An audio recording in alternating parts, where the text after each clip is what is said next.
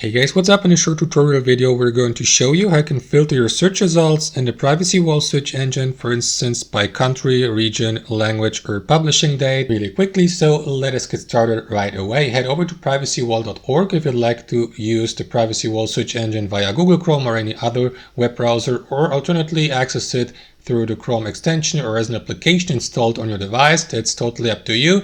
So here on the start page of Privacy Wall, simply type in your search term here where it says search your web. So let me go really quickly with that search term here for demonstration purposes. And after that, press enter, and that is going to take you to that website or to that page here with the listed search entries below. So you may switch, for instance, from all to images or to videos or to maps, or alternately, guys, click on tools here to gain access to the filters. Like for instance, you may filter your search results by language. For example, if English is not your mother tongue or native language, so simply click on that arrow down icon here and select your preferred language from that list below. You can sort your search results also by date by clicking on that arrow down icon here next to any time. And what you want to do apart from that, guys, is enable or turn off the save search feature here by clicking on that drop down or arrow down icon here.